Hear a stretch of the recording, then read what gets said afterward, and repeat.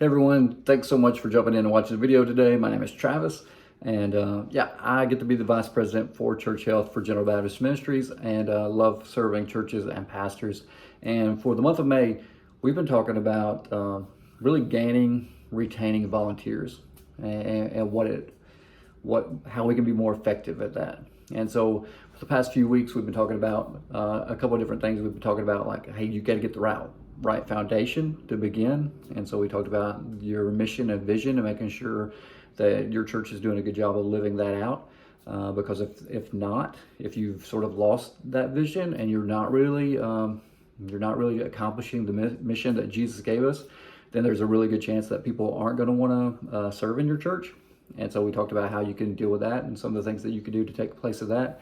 And then in the last week, we talked about getting organized and finding somebody who can kind of lead the ministry of volunteers, of somebody who's we talked about being a galvanizer, somebody who can kind of move people, somebody who's administrative and who's organized and can kind of put things together, and they can put the schedules together and things like that. And so we talked about that last week. If you haven't watched those previous videos, make sure to go back and watch those, because I think these all kind of build upon one another, right? And you really can't skip steps if you really want to be successful in it. So we talked about this foundation, we talked about building a structure, and today we're going to talk about how we can actually go about asking people and starting to build out our teams. And we can ask people to volunteer and to serve. And so I want to give you sort of, I think, 5. Not sure if you heard that or not, but my dog's in the room and he's decided to shake it off. And so sorry about that. So today we're going to talk about 5 ways that I think we can do a better job of asking for volunteers and recruiting volunteers. It's something that I'm really passionate about. If you've heard me speak anywhere, you may have heard me tell this story about how I started out when I gave my life to Christ at 20 years old. I was excited about being a part of the church. I showed up every opportunity that was available to me. So that meant Sunday mornings, Sunday nights back then. A lot of times they had a Tuesday night prayer meeting. They had Wednesday night service for youth that even though I was 20 years old, I was still showing up to. Loved being a part of it. But I was in that church and showing up every time, every week, every opportunity I could get, I was showing up to it. And for 3 years, and they never once asked me to serve, never once asked me to volunteer. And so I think that's part of the reason that I'm so passionate about this, because once I kind of moved on from that church and got into a church that was asking me to do things, man, it changed my life. And so I've been lucky enough to be able to be a part of, I think, some amazing teams and some amazing experiences of getting to put people together and put people in places and get them serving, and just be a part of the blessing that is. And so I'm very, very thankful for that. And so I'm very passionate about it. And so anyways, I'm glad I get to share that with you in this video and in these series of videos. And so let's go ahead and start. So 5 things that I think we can do that I think are necessary, that are going to help us recruit more volunteers. And so number 1 is we need to offer people opportunities and not needs. And you need to, it's not like we're asking people for a favor. Sometimes we go about, and it's because, because the need is there, obviously, right? And so sometimes we could get sort of desperate about how we ask, and we ask in a way that really is not effective, and it really actually plays against us in what we're trying to do. And so we may even try to guilt people into serving. And so you say, you know what, we don't have enough volunteers for the nursery, and so if you don't go to the nursery, if somebody in here doesn't go to the nursery, then you know what, as a pastor, I'm going to have to go serve in the nursery, and somebody else is going to have to preach. And oftentimes we try to guilt people into doing things, and it's a terrible, terrible strategy when it comes to recruiting people for anything. Especially when we're talking about serving, we're talking about ministry, we're talking about being able to use the gifts that God has given us. And so instead of asking for a favor, instead of guilting people, instead of approaching it that way, we want to make sure we approach it in the ways that, you know what, we have this amazing opportunity for you to go and to love on some little babies or to love on some children, so that maybe their parents are going to be able to sit in the sanctuary and, you know, not have to worry about the kids and everything, but they'll be able to sit in there and be able to hear the gospel.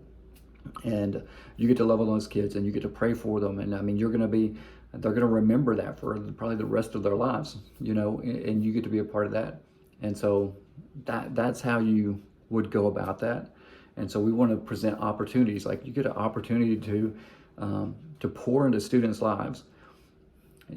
As we're thinking about student ministry, as we're thinking about youth ministry, a lot of times I think we think, man, this next generation coming up, you know, we think about all the things that they're going through, and then a lot of the stereotypes that go along with them and stuff.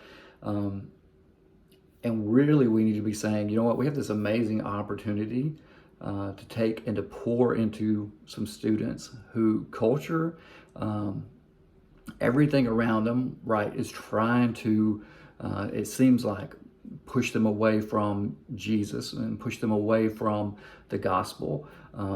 And everything is coming against us. But we have this amazing opportunity each week. If you have student services, each week we have this amazing opportunity to spend an hour and a half that we can pour into them, that we can speak into their lives. Many of these kids, you know what, they may not have parents at home that go to church. They may not have parents that have any sort of faith or anything like that. And yet when they show up to our church, we get an opportunity for at least an hour or so a night. We get the opportunity to love on them, to show them the love of Jesus, to point them in a new direction. And so that's an amazing opportunity. Wouldn't you want to be a part of that? And so that's how you have to go about it. You know, we're talking about opportunities to use the gifts that God's given us so that we can make a difference in people's lives, which ultimately makes a difference within the kingdom. That's how you present it. You don't present it that we have all these needs and we need people to fill a spot. Now we have amazing opportunities for you to use your gifts to make a difference in the world. All right, so that's number one. Number two is recruit from the lobby, from the foyer, whatever you call it. We want to recruit from the lobby or the foyer, not necessarily from the stage. And here's what I mean by that. You could do a stage announcement, and that's fine. You know, you can get up in front of everybody and you say, hey, we need more volunteers for these areas and stuff. And it's okay to do that from time to time. But a much more effective way of recruiting volunteers is to just tap people on the shoulder, you know, before service, after service, during some sort of event that you may be doing, just tapping people on the shoulder, going up and having a conversation with them and saying, you know what, I've seen how you love on people. I see how you greet people. I see how you connect with people. Would you ever think about maybe being a greeter at the door, and just every Sunday morning you greet everybody who comes in, and you just share that smile with them, give them that handshake or that hug? Would you ever think about doing that?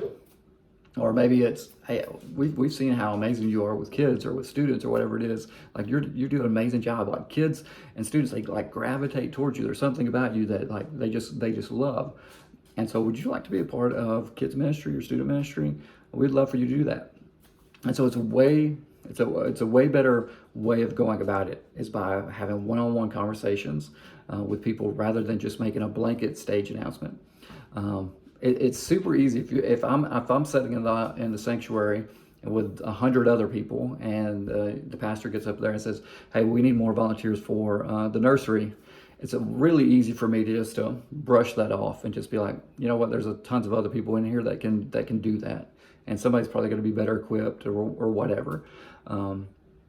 It's way different if it's a one-on-one conversation.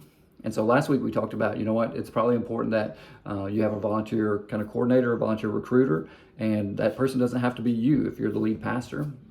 And so this is one of those cases that makes a lot of sense, that person isn't you, but you have somebody within your church who's really good at these type of things, really good at building connections, really good at motivating people to do things, really good about seeing gifts within people, and they could be the people who are shoulder tapping. We're going to talk a little bit more about this later. I have a follow-up to this, but it's really great to have that person. And so we want to shoulder tap. We want to have one-on-one conversations, send one-on-one text messages, Facebook messages, whatever it might be.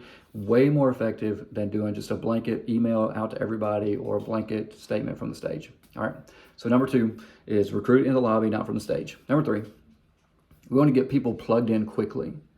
This goes back to our conversation on being organized and kind of getting schedules. And again, it helps if you have somebody who's leading all this type of stuff, because one of the failures that I've made before, and I've seen other churches make as well, is that we'll recruit somebody for a position, we'll recruit them for an area, and then we don't really follow up on it, and we really don't get them plugged in, and it may be a few weeks, maybe even a month or longer down the road, and before long, they've almost even forgot about what they agreed to, because it's taken us so long to get them plugged in.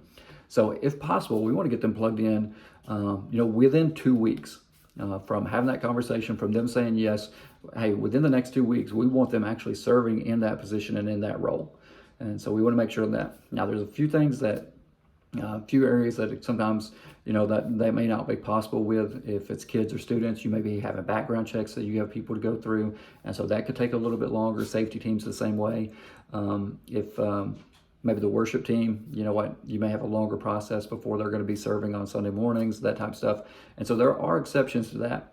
But in some positions where it's, hey, if they're serving as a door greeter, or if they're serving, handing out bulletins maybe, or whatever it might be, serving in the parking lot, those type of things, you know what, don't take forever to get them plugged in. Like, get them plugged in, get them actively serving quickly.